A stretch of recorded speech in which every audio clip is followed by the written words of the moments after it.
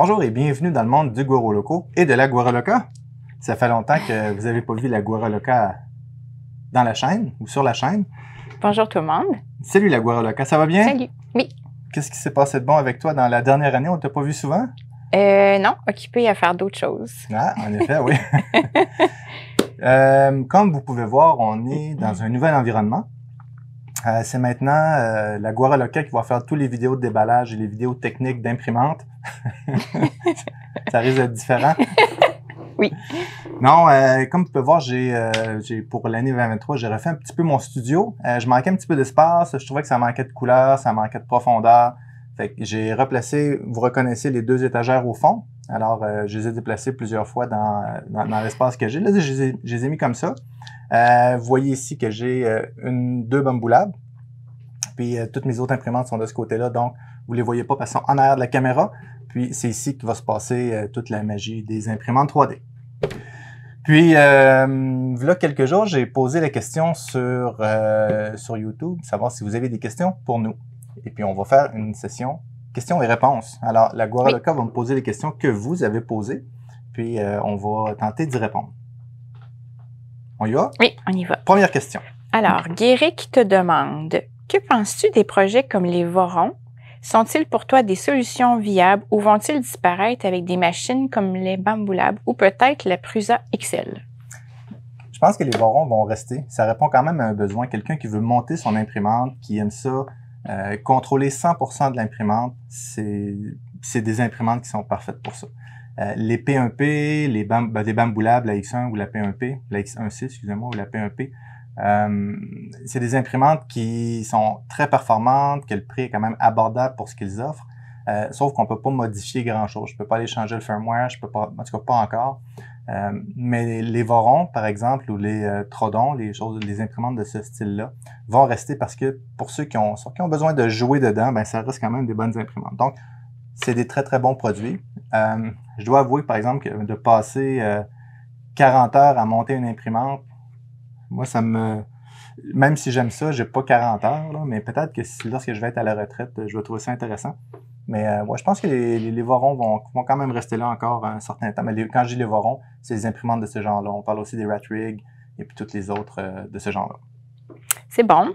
On a Stéphane Philippe qui dit « Le top serait que tu essaies les filaments LWPLA. » Ouais. C'est pas la première fois que j'ai la question, mais je sais pas si c'est toi, Stéphane, qui m'avait posé la question, mais pour ceux qui savent pas c'est quoi, c'est le Lightweight PLA. C'est du PLA qui est très, très léger. On s'en sert pour faire des ailes d'avion, des coques d'avion, des choses qui ont besoin de pas peser lourd. Donc, je l'ai jamais testé. Il paraît que ça a une bonne fusion, c'est solide, tout ça. J'ai jamais eu l'occasion d'en tester. D'ailleurs, j'ai jamais vu, par exemple, 3D Printing Canada qui vendait du LWPLA. Il doit en avoir quelque part, mais j'ai jamais eu l'occasion d'en tester. Mais ça pourrait être bien un jour qu'on fasse des tests. Je fais pas de modèle réduit d'avion. Probablement que si j'en ferais, j'en aurais acheté depuis longtemps, mais j'ai jamais eu l'occasion. Ça pourrait être intéressant aussi. Si j'ai l'occasion un jour de pouvoir en tester, je vais en tester. Absolument. Master J qui nous demande « Que penses-tu des imprimantes Voron? » Ça a l'air que c'est le sujet de l'heure. Alors, j'ai déjà répondu à cette partie-là. Parfait. Actuellement, les slicers dérivés de Prusa Slicer, comme Super Slicer, sont au top. Tu en penses quoi? Je pense que c'est d'excellentes solutions. Je vais sortir prochainement une vidéo sur Simplify 3D V5 qui est payant. Je pense qu'en 2023, ça ne vaut pas la peine de payer pour un slicer. Alors, Cura version 5 est rendu très fort, Super Slicer est super fort, Prusa Slicer est excellent, Bamboo Lab Studio est excellent. C'est tous d'excellents slicers qui ont dépassé les slicers payants. Il y a Idea Maker aussi qui est excellent. Donc, si vous avez l'intention de payer pour un slicer, pensez-y à deux fois. Je pense que ce genre de slicer-là ils gagnent déjà beaucoup en popularité. Prusa Slicer est particulièrement fort. Super Slicer, en effet, c'est un dérivé. Idea Maker aussi est très, très fort. Alors, moi, je vous dis, choisissez 101 et puis étudiez-le à fond. Alors, étudiez toutes les options. C'est comme ça que vous allez avoir de beaux prints. Achetez pas Simplify 3D V5. Master J continue en disant « Une petite dernière pour la route. Comment se passe la vie de famille par rapport à l'impression 3D? » Les enfants habitent encore ici, je pense. Hein? Ouais, c'est ça. C'est une blague. Non, mais ça va bien. Hein? Mais qu'est-ce que tu en penses? Est-ce que le temps d'impression et le temps des vidéos empiètent beaucoup sur notre famille? Non, moi, je pense pas. Je pense que ça prend un espace. Oui, absolument. Dans la maison, tu parles ou Oui. dans la semaine? Ben les deux, mais non, je pensais plus à l'espace physique. Ça prend un espace parce que ça occupe du volume. Puis aussi, ça prend un espace où est-ce que le bruit va pas trop impacter le reste de la maisonnée. Ah, en effet. Fait que de l'espace, puis peut-être un peu comme un endroit un peu isolé. Là. Donc, vous voyez pourquoi je parle souvent que les imprimantes, c'est important qu'elles soient silencieuses pour moi ou pas. Parce que oui, ça dérange. Quand il y a du bruit, je me rappelle ma première tornado qui grondait partout dans la maison. Il fallait qu'elle arrête d'imprimer vers 9 heures, sinon on avait de la misère à dormir. Mais oui, je pense que ça prend... évidemment, si vous avez une imprimante, ça me prend moins d'espace que si vous en avez 25 ou 30. Mais ça prend la moitié du sous-sol. C'est ça. Ça fait que, ça prend un endroit pour faire l'impression 3D parce que aussi ça fait plein de petits bouts de filaments par terre. Ça prend de l'endroit pour storer les filaments, pour entreposer les filaments. Ça fait du bruit. Des fois, on a besoin d'accessoires autour si on a 2 ou 3 imprimantes ou les imprimantes à résine. Donc, c'est vrai que ça prend un espace. Puis, au niveau du temps, avec la famille? Moi, je trouve que c'est vraiment correct. Là. On est 4 adultes, nos enfants sont adultes, fait que chacun, on a nos projets. Ouais. Fait que... Puis le soir, je fais pas de vidéo, je fais juste ça en général le samedi matin. Puis je fais mes impressions tôt le matin. Pour ça, il faut pas que ce soit bruyant. Donc, non, ça va quand même bien, hein, toi? Ouais. Alors, oui. Merci de tes questions. C'était Master J. Master J. Fabien demande « Que pense Madame de l'impression 3D et des lasers? Est-ce qu'elle te lance quelques défis de réalisation, plutôt déco ou pratique les impressions? » Puis, on aura une autre question. Quelle machine pour 2023 avec le débarquement clipper de série? C'est comme, tu as 2 questions. J'ai 2 questions. Alors, la question, si la Guara Loca me demande de faire des impressions, ça arrive pas souvent. Ça va arriver des fois que, par exemple, un support pour un bac à fleurs à l'extérieur ou un support pour faire tenir quelque chose. Les pinces à sac de céréales, les sac pinces de à chips. sac de céréales, oui. Alors oui, il va y avoir des petites demandes, mais je pense que j'en propose beaucoup plus que notre besoin. J'aime ça imprimer des trucs utiles. Des fois, je trouve un peu des besoins, mais c'est pas, non, il y a pas de trucs de déco non plus que tu me demandes. Non. Alors moi, il y a des petits rangements pour, disons, les tubes d'aquarelle. Ah, ça, oui. tu m'en as imprimé. Ce genre de trucs-là, donc des porte-crayons, des trucs de même. Là. Mais non, des trucs déco dans la maison, pas trop imprimés 3D. C'est plus des trucs utiles. Puis, qu'est-ce que tu penses des CNC, l'impression 3D, toi en tant que personne? Est-ce que tu aurais une imprimante 3D? Ah, moi, personnellement, si j'aurais une imprimante 3D, non. Oui. Pourquoi? Pourquoi tu n'aurais pas d'imprimante 3D? Qu'est-ce qui... Parce qu'il y a des gens qui s'intéressent pas à l'impression 3D. Je comprends pas pourquoi, mais... Ben, je trouve que c'est utile, l'impression 3D, mais je suis pas assez technologique. Puis, j'aurais pas la patience de passer du temps à me casser la tête sur quelque chose qui me dépasse, là. La technologie me dépasse, fait que... OK. C'est ça. Mais, on n'est pas dans le même univers. Pour ceux qui ne savent pas, mon épouse est aquarelliste. Elle fait de l'aquarelle. Puis, moi, ce qu'elle fait, ça me dépasse. Elle fait des très, très belles aquarelles en passant. C'est ça. Donc, on a chacun nos champs d'expertise. Puis, je pense que, oui, pour faire de l'impression 3D puis pousser ça un petit peu, faut aimer la technologie. Faut aimer la technologie. Faut jouer un peu là-dedans. Soit qu'on est motivé par le résultat. Autrement dit, j'ai besoin de quelque chose. C'est comme ça que j'ai commencé. Moi, l'impression 3D, j'avais besoin de boîtier. Puis là, la technologie de l'impression 3D, la technicalité de l'impression 3D m'a accroché. Et quelqu'un qui n'est pas nécessairement attiré par le résultat, puis qui n'aime pas trop la technologie, va avoir peut-être quelques défis avec l'impression 3D. Puis les CNC, j'imagine, c'est la même chose. C'est pas mon domaine. C'est pas ton domaine. Moi, je suis pas un tripeux de CNC. Ça me fait pas comme l'impression 3D parce que ça fait du bruit. Alors, si ça ferait pas de bruit, probablement que j'aimerais plus ça, mais j'ai une petite CNC, une 3018, puis ça fait un vacarme terrible. Donc, c'est ça. C'est bien.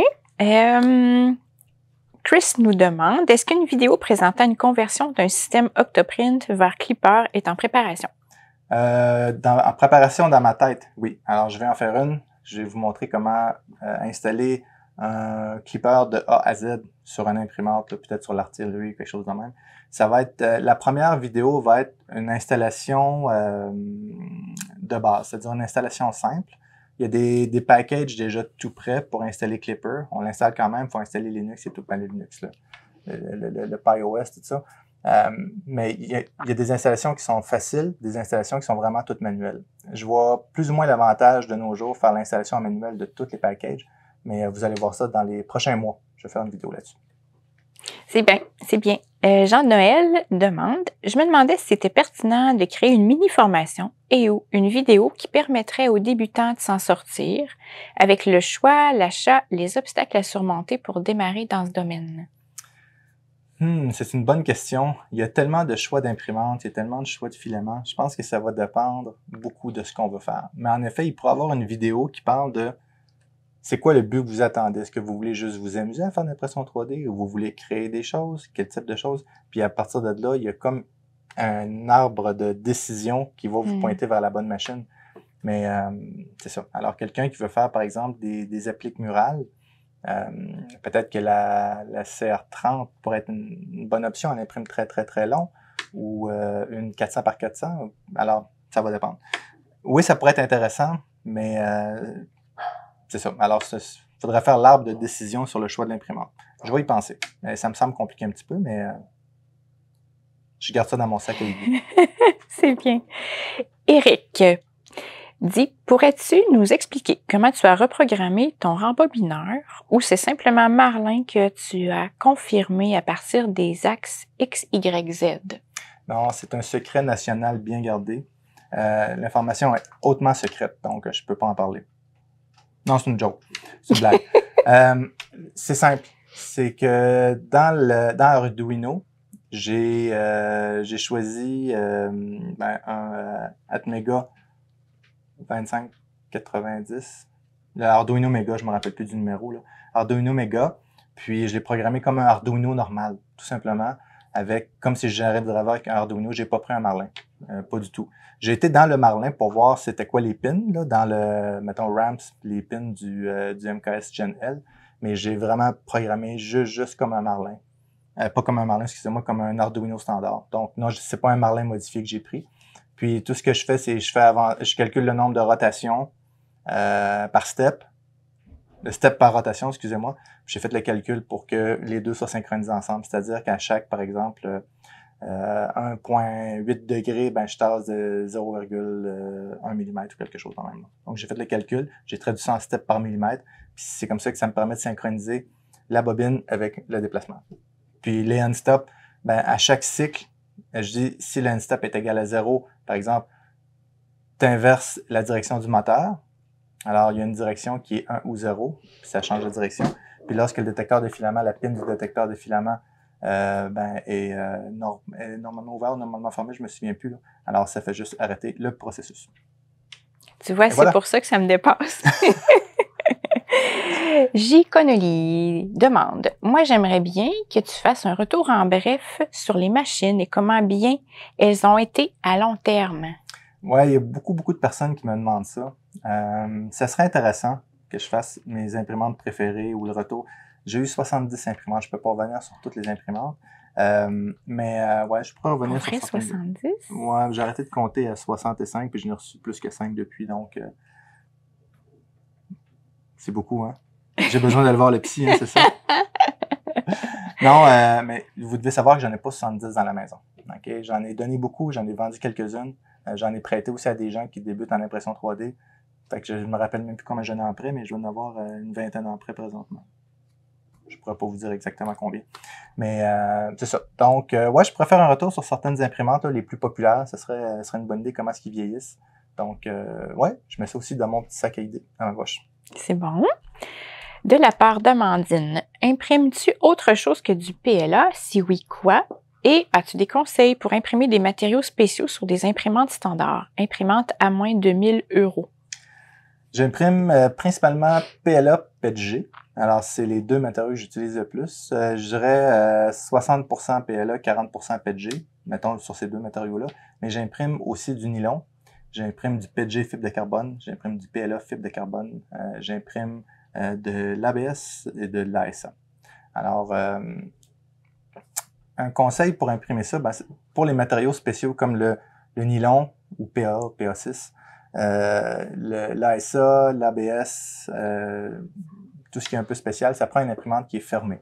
Alors, vous pouvez prendre à peu près n'importe quelle imprimante et la mettre dans un caisson, par exemple le caisson de Creality, ou si vous avez une Delta, c'est facile de fermer les barres. Puis, assurez-vous que vous avez une imprimante que la buse va au moins jusqu'à 300 degrés. La plupart des filaments spéciaux comme le polycarbonate, le nylon s'imprime autour de 280 avec un bed à 100-110. Donc, ça prend un environnement fermé. Pour avoir un bon résultat avec l'ABS, ça prend une chambre au moins 40 degrés Celsius.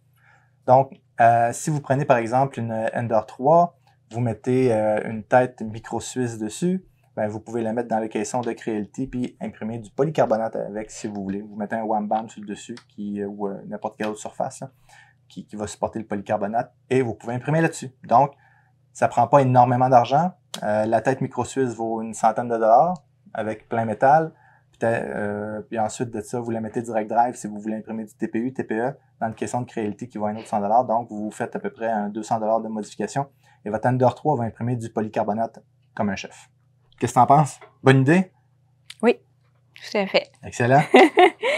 Thierry dit « J'espère que tout se passe bien pour vous. On a des images montrant un froid sibérien en Amérique du Nord. On parle de moins 48 degrés Celsius. J'avoue avoir eu une pensée pour vous et pour Jocelyn en entendant ça. » Oui, présentement, il fait moins 72 Celsius dehors. Non, c'est une joke. Je pense qu'il fait 4 degrés aujourd'hui, 3 degrés. Il fait super doux. Oui, il a fait froid, il y a quelques jours. Il y a une semaine. Ouais. C'était glacial, là. Moi, j'aime beaucoup aller dehors. Puis, il y a une semaine, j'aimais un peu moins ça.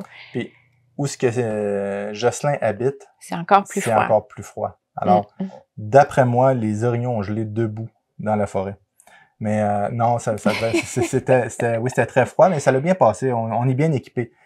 Il peut faire moins 35 dehors et il peut faire 22 dans la maison. Les maisons sont très bien isolées. On a des verres double ou triple avec du gaz entre les verres pour une meilleure isolation. L'autre jour, on a manqué d'électricité 14 heures. 14 heures. À peu près, oui. Puis bon, j'ai une génératrice pour garder le frigo, malgré qu'on aurait pu sortir les choses dehors, mais ça l'aurait gelé. Puis on a un poêle à bois ici, donc on est capable de survivre tant qu'on a de l'essence et du bois. Bienvenue au Canada. Mais merci pour la pensée, c'est gentil. Oui, c'est gentil. Mais en fait, il y a des gens qui ont manqué d'électricité 5 jours dans le temps de Noël. Ouais, c'est parce que nous, on l'a eu au bout de moins de 24 heures, mais il y a des gens pour qui ça a duré 5 jours. Ouais. Entre autres, où est-ce que Jocelyn habite, justement, au Saguenay? Oui, c'est vrai, les gens ont manqué d'électricité longtemps. Je ne sais pas si Jocelyn en a manqué. Jocelyn, si tu écoutes la vidéo, tu me écris dans les commentaires si tu as manqué d'électricité et qu'est-ce que tu as fait pour survivre dans ce froid sibérien. Thierry poursuit en disant « J'ai re-regardé par hasard la vidéo que vous aviez faite tous en camping. Même si elle date un peu, elle est excellente. Pourquoi pas impression 3D contre hiver canadien ou impression 3D et cocooning. Ou, dernière idée, les défis de la Guerra Loca au Guero Loco pour la résolution des problèmes du quotidien avec la 3D. » Ça pourrait être une bonne idée. J'ai eu une idée, ça doit faire 3 ans que j'ai cette idée-là. C'est faire cuire la nourriture sur une imprimante 3D. Vous savez, j'ai déjà imprimé des chips avec une imprimante à résine. Pour ceux qui l'ont jamais vu, c'est que j'ai pris de la poudre, je me rappelle pas exactement c'était quoi, puis j'ai fait semblant qu'en mettant de l'eau, puis en mettant ça dans une imprimante à résine, je pouvais imprimer des croustilles, des chips. Puis c'était pas vrai, mais il y a plusieurs personnes qui n'ont pas écouté la vidéo jusqu'à la fin et ils ont cru que j'avais vraiment imprimé des croustilles. Non, je n'ai pas imprimé des croustilles avec une imprimante à résine, c'était un montage. Mais les gens qui y ont cru, c'est pas des gens qui faisaient de l'impression 3D. En effet, en effet. Alors, c'était quand même drôle. Mais j'aimerais ça, essayer de faire cuire de la nourriture sur un bed d'imprimante. Faire cuire un œuf sur une vitre ou quelque chose de même, ou essayer de faire bouillir de l'eau. Donc, ça pourrait être une forme de cocooning. Autrement dit, on se fait une raclette autour de l'imprimante 3D. Ça pourrait être une drôle de vidéo. Ou comment... J'ai eu une idée de vidéo avec mon garçon, Mathieu, de comment survivre avec une imprimante 3D. Peut-être qu'on va la faire, mais ça promet d'être assez niaiseux. Oui. Oui. Prochaine question. Axel a 2 questions, en fait. Les Français ont de la tendresse pour les Québécois comme si vous étiez tous de la famille. C'est Candide, j'admets. Est-ce réciproque? Probablement que c'est la même chose pour toutes les nations. Il y a des gens qui s'aiment entre eux, il y a des gens qui s'aiment moins. D'après moi, c'est pas tous les Français qui aiment les Québécois. Mais il y en a beaucoup qui les aiment. Il y a des Québécois qui aiment aussi les Français. Donc, je pense que ça dépend de tous et chacun. Nous, la sœur à Daniel et l'époux de sa sœur, donc mon beau-frère, habite en France. Puis on a des neveux français. Donc, ouais, on a un attachement en France. Maintenant, si tu pour tout le monde, je le sais pas. Mais bref, on a à quelque part notre histoire se croise. Donc, c'est ça. La langue qu'on partage le prouve. On partage la langue. Mais théoriquement, le québécois est une langue à part. Je sais pas si c'est vrai, mais on avait vu ça une fois quelque part dans un Wikipédia ou quelque chose comme ça, que le québécois serait une langue reconnue, mais... Je pense que ça dépend. Les gens ont différentes opinions à propos de ça. Qu'est-ce que vous pensez? Est-ce que le québécois est une langue à part? On part une polémique ce matin. Est-ce que le québécois est une langue à part ou non? Ou on parle français? Parce qu'à l'écrit, c'est identique. C'est le parler à l'usage qui est différent. Exactement. Pour les Québécois, nous parlons français et les Français parlent français. Maintenant, pour les Français, est-ce que nous parlons français? Soyez courtois dans vos réponses. Parce qu'il y a d'autres personnes qui vont les lire et qui vont vous répondre. Parce que pour un Québécois, c'est un peu insultant de se faire dire qu'il parle pas français. Oui, je dois avouer. C'est une insulte quand même. Il y a une histoire de quelqu'un qu'on connaît en France, qui est une Québécoise qui s'en va là-bas, puis elle faisait un certain temps qu'elle était là-bas, puis elle s'est fait dire « Ah, mais tu as bien appris le français rapidement! » Ouais. C'est ça. C'est un peu sensible pour les Québécois de se faire dire qu'on parle pas français ou que notre français... C'est un français québécois, mais c'est un français. Ouais. Donc... c'est le français avec l'accent québécois. Exactement. Mais il paraît qu'on parle beaucoup comme les Belges et comme les gens du nord de la France. Alors, je sais qu'il y a des gens de la Belgique qui écoutent la vidéo. Dites-nous si vous nous comprenez bien en général. Et l'autre fois, on a vu un film, puis il y avait des Belges, puis on les comprenait quand même bien. Oui. Ben, on comprend les Français aussi très, très bien, là. Mais la façon qu'ils parlaient ressemblait plus, comme par exemple, utiliser le mot « Astor ». Je pense que c'est utilisé en Belgique ou dans le nord de la France, donc...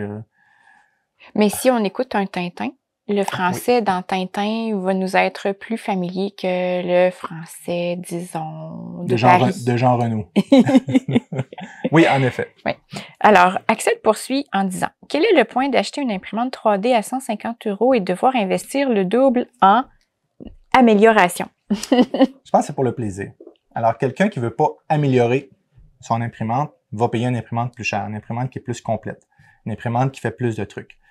Moi, j'aime ça acheter une imprimante de base et l'améliorer. Alors, par exemple, je vais acheter une Ender 3, je vais mettre un BL Touch dessus, je vais changer la surface du bed, je vais changer la carte mère, je vais mettre une SKR dedans, je vais mettre un écran plus gros. Je trouve ça plaisant, je trouve ça le fun. Puis, au final, ça revient peut-être un petit peu moins cher que d'acheter une imprimante déjà complète. Ça va dépendre des... Donc, l'idée de ça est vraiment avoir du plaisir à modifier son imprimante 3D.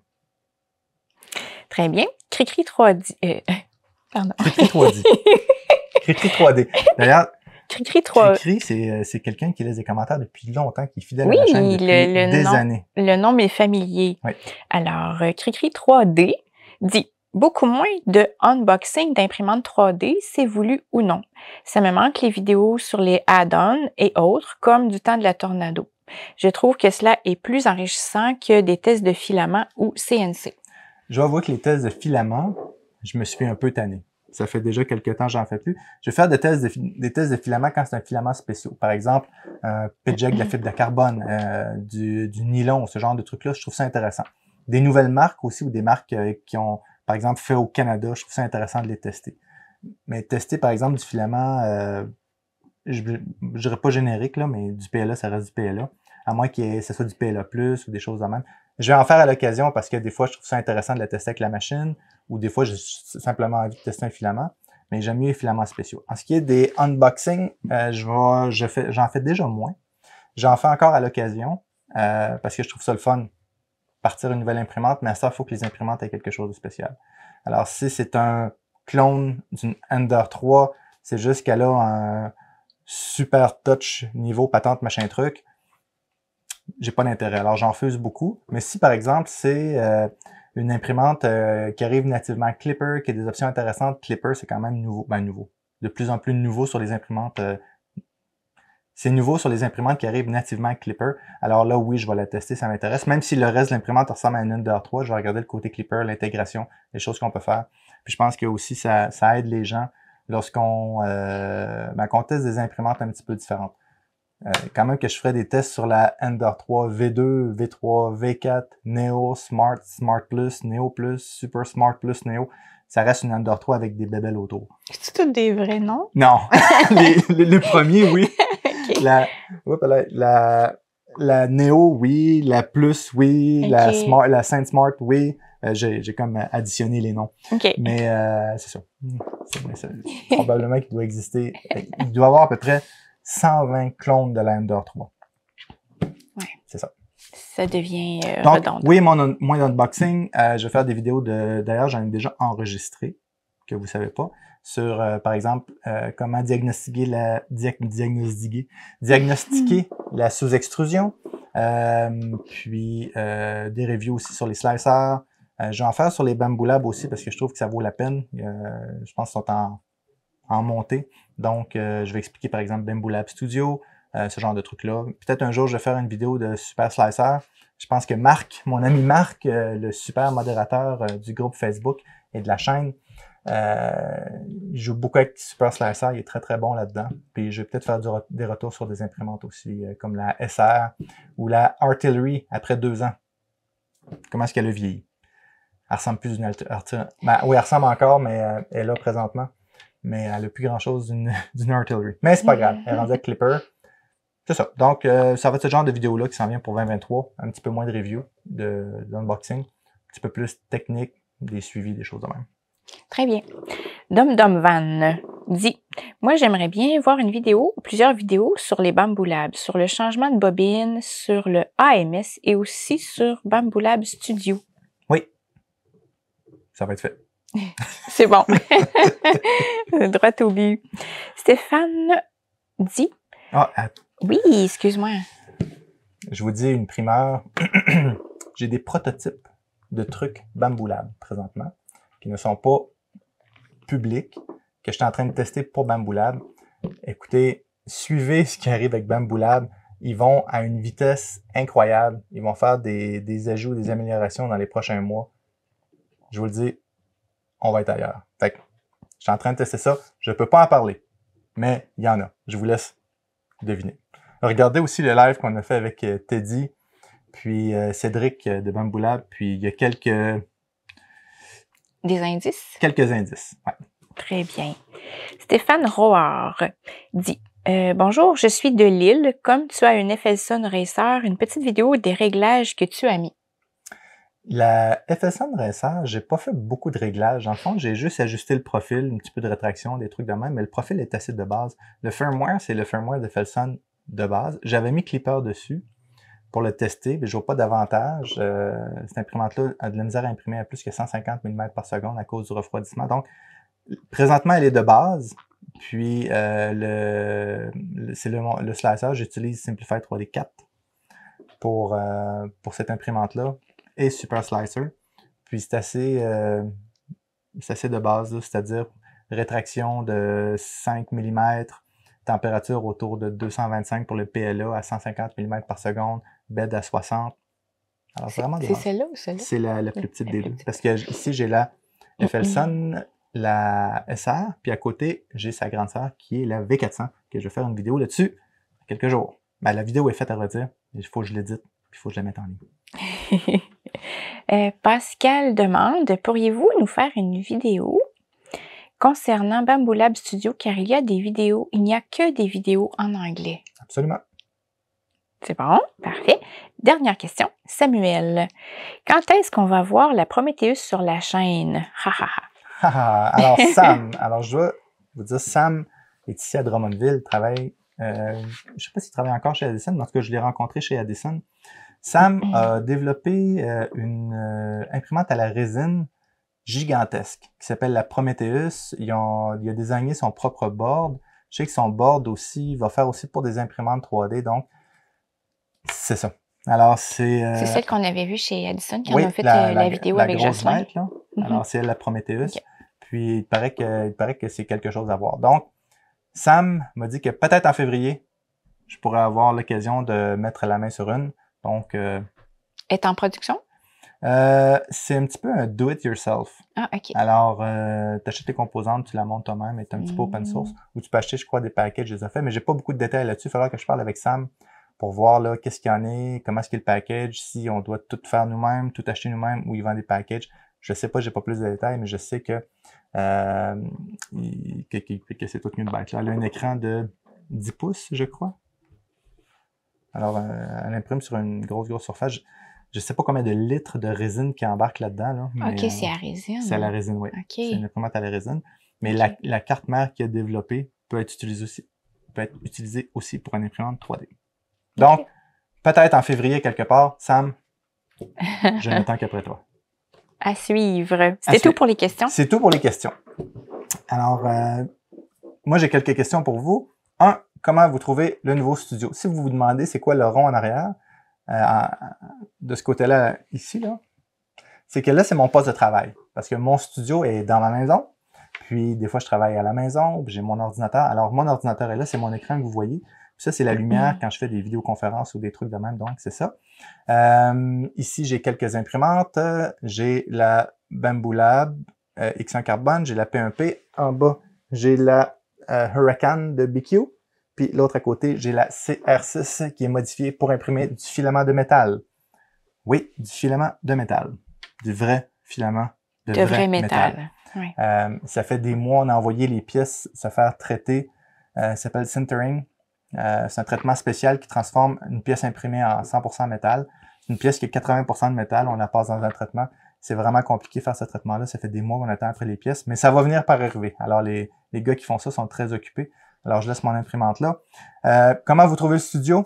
En général, avec les lumières en arrière, il y a aussi je pourrais mettre un dark mode, fermer les lumières, on verra encore plus les jeux de lumière. Mais avec le mur de briques en arrière, dites-moi qu'est-ce que vous en pensez si vous aimez ça. Là, on est en mode cosy. Alors, il n'y a pas beaucoup de lumière allumée. J'ai aussi, où la caméra en haut, j'ai une GoPro d'installer qui va permettre de voir plus en détail les dessus de boîte, tout ça. Donc, c'est beaucoup moins de travail pour moi. Vu que c'est notre sous-sol aussi à nous autres, là, la caméra est installée après un genre de trépied qui est fixé par le haut. Au plafond. Au plafond. C'est un plafond suspendu avec le kit de micro, le petit écran, tout ça. Puis, lorsque j'ai terminé, je fais juste replier les pattes et je le monte au plafond et j'attache ça au plafond. Puis comme ça, tout l'espace devient libre. Puis, j'enlève ma table parce que dans le chemin. J'essaie de garder ça à l'ordre. Vous savez, quand on reçoit 2 imprimantes et des filaments dans la même semaine, ça fait du carton, c'est effrayant. Du carton, du foam. Ah oui, du styrofoam, du styromousse, des sacs, c'est effrayant, c'est difficile de gestion dans une maison. Un jour, peut-être, j'aurai 1 million d'abonnés et je pourrais me payer un studio, mais présentement, je fais ça dans mon sous-sol. Il faut pas que ça fasse trop de bruit. Alors, comment vous trouvez le studio? Puis, avez-vous apprécié de revoir la Guaraloca? Alors, moi, j'étais content que tu sois là. Ça faisait longtemps qu'on en parlait, de faire une vidéo ensemble. Puis, évidemment, là, on est un petit peu occupé. L'année 2022 est une année très occupée sur toutes sortes de points de vue. On va peut-être faire des vidéos plus souvent en 2023. Qui sait? Donc, bonne année à tout le monde. Bonne année 2023. Puis, soyez sages, faites des belles impressions. Faites bonne impression. Puis, regardez ce qui s'en vient sur la chaîne. Il va y avoir, c'est ça, des nouveautés cette année. J'en ai déjà plein. Jusqu'en mars, là, j'ai déjà plein d'idées de vidéos. Donc, ça devrait être... un beau début d'année 2023. Un beau début d'année 2023. Donc, merci à tous. Merci beaucoup la Guaraloca. Ça me fait plaisir. Merci aux supporters de la chaîne qui apparaissent d'un côté ou de l'autre. Je me rappelle jamais de quel côté j'ai fait passer. Je vois l'édition. Si vous avez aimé la vidéo, mettez un like. Si vous n'êtes pas abonné, c'est le temps de vous abonner. Cliquez sur le bouton abonner. Si vous voulez supporter la chaîne du Goro Loco, vous pouvez le faire. Alors, il y a différents plans. Je crois que c'est à partir de 2$ jusqu'à 150$ par mois pour supporter la chaîne. C'est très apprécié en passant pour les supporters de la chaîne. Ça me permet justement de m'acheter des tables qui tremblent moins et puis payer les droits d'import pour toutes les imprimantes et les choses que je reçois. Vous savez, quand je reçois une imprimante gratuite, là, en général, elle n'est pas tout le temps gratuite. Il y a souvent des droits d'import à coût de 75, 100$, même j'ai vu 150$ des droits d'importation pour des imprimantes. Ça revient moins cher que le coût de l'imprimante, mais quand même, faut que je le paye d'une façon ou d'une autre, puis tous les filaments que je fais les tests, ces choses-là. Donc, c'est ça. Donc, merci beaucoup aux supporters de la chaîne. C'est très, très apprécié, votre support. Si vous voulez me supporter, votre nom va apparaître dans la fin des vidéos. Merci beaucoup. Merci beaucoup, Guero Locan. Merci beaucoup, Guero Locan. Ça me fait plaisir. À la prochaine, tout le monde. Bye!